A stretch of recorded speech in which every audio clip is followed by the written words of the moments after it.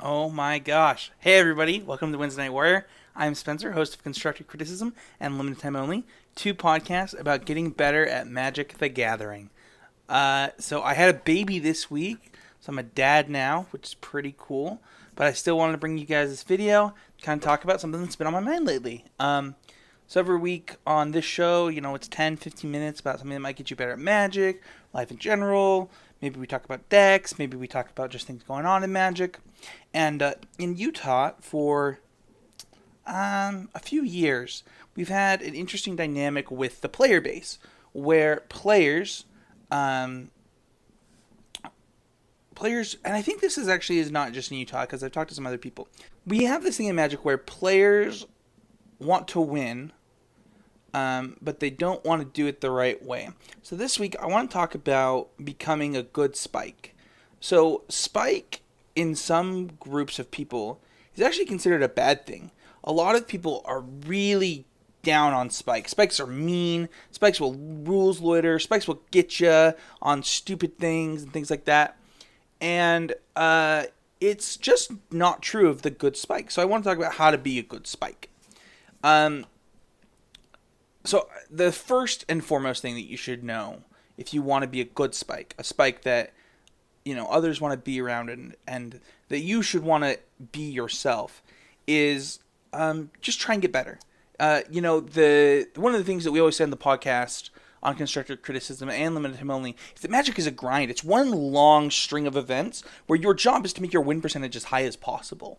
So that should be your ultimate goal over anything else. Is just getting that win percentage higher. Everything else that you do, it all comes together once you've done that. If your goal is just to win as many matches as possible, eventually all of your other goals will come true. You'll start winning more events. You'll start winning FNMs. You'll start winning PPTQs. You'll start winning RPTQs. You'll start qualifying for Pro Tours. You'll do better at GPs, cashing them, getting pro points. All of that comes together when you just try and improve and have incremental improvements throughout your Magic game. No, but it's huge. That should be your number one goal over anything else. Just try and improve. And then there's kind of this bigger thing that I don't think that all spikes do, and I don't even think spikes realize that they're doing this. And the next important thing that you should think about is community first. It's really important to set good groundwork and good building blocks for those around you. Um, you know, there's an old saying, I've heard it since I was a little kid, that a rising tide raises all ships. And it's very true in Magic too. If you think about it this way, there are a lot of players who choose which stores that they go to make it easier for them to win FNM or win their game days or qualify for a PPTQ, an RPTQ. And in the long run, this actually just doesn't help you. Because if you think about it, if you just try and make the better players around you better, they're going to push you and you're going to become better with them. And that's huge. It is way more important for you to help the guy next to you get better than it is for you to crush his soul and make him not want to play Magic anymore. Because more good Magic players, in turn, will just make you better at Magic. There is this mindset with some spikes that you need to win at all costs. You need to find the thing that they're doing wrong and exploit it. Within the rules, but that creates feel bad moments. You're actually just going to win more games in the long run if you just try and do your best, have good mechanics, and go through a match of Magic doing your best. You'll win way more matches than you will trying to exploit your opponents. And this whole winning at all costs thing, it actually doesn't help you. It's something that I think happens. What happens is there are players at the FNM level, I think this happens the most, and sometimes at the PTQ level, where they think that they need to gain these minute edges to get ahead. And it's just not true. The edges, you're actually spending more mental energy gaining those edges. And I've said this on these videos before, you're using more mental energy trying to gain these edges than the advantage that you gain. But what it does, other than not help you, is it actually makes a bad experience for those around you, and it gives spikes a bad name.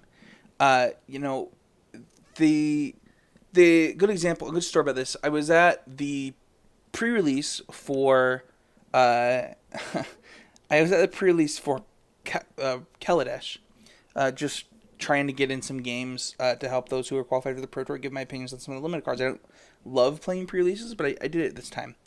And uh, that's another place where this happens, and it's so weird, where we were going to game 3, and I think we had like 11 minutes left, and my opponent was just had one card that he was taking in and out of his deck, deciding whether he wanted a sideboard. It's like, oh, that's fine, like whatever. And about 5 minutes later, I was like, hey man, like you only have 3 minutes to sideboard in between or to present your deck. You've taken much more than that. I really need you to make your decision and present your deck. And he's like, oh, we'll call a judge then. And I was just like, man, like you're trying to get like a draw here, which is just weird.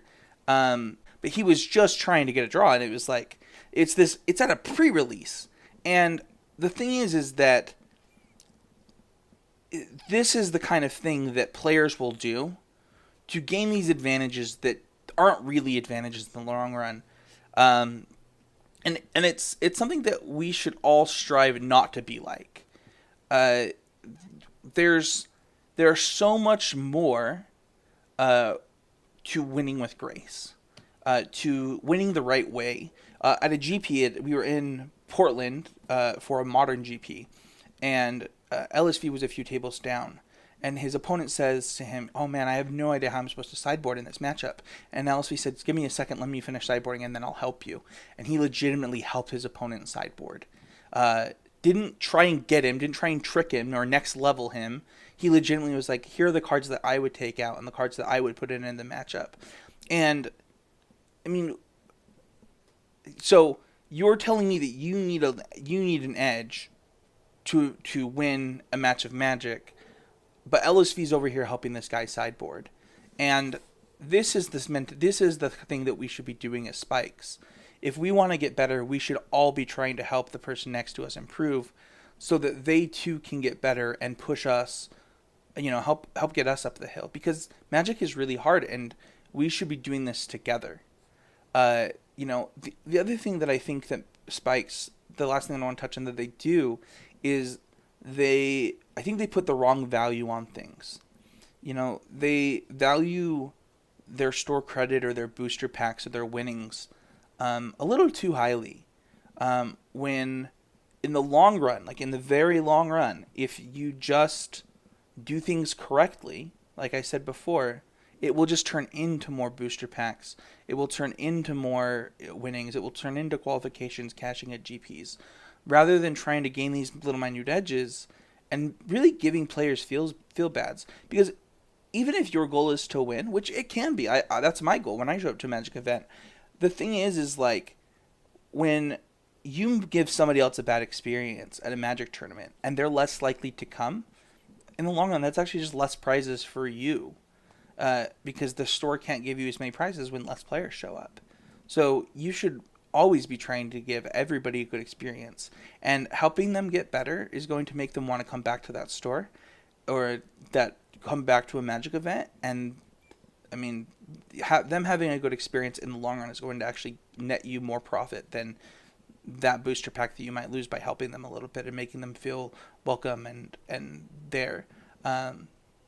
So yeah, that's kind of it. That's kind of what I wanted to talk about this week. Leave a comment. Tell me a good story. Tell me a story about the time that you went out and helped somebody improve. I really want to hear it. I want to hear about the good stories from Spikes.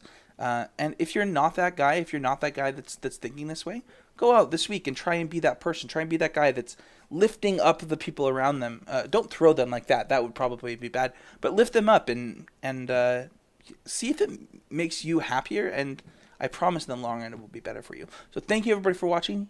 Please subscribe on the YouTube channel. Don't forget that these videos are always on puremtgo.com and mtgotraders.com. You can also check out the podcast every week on constructivecriticism.com, mtgcast.com, and we have a guy helping us to get them up on youtube.com a little bit better. So you can subscribe to the YouTube channel. Also, these videos are brought to you by Patreon. They are made possible. You can go to patreon.com/ccmtg and see some of our awesome content. So thank you, everybody, and we'll see you guys all next week.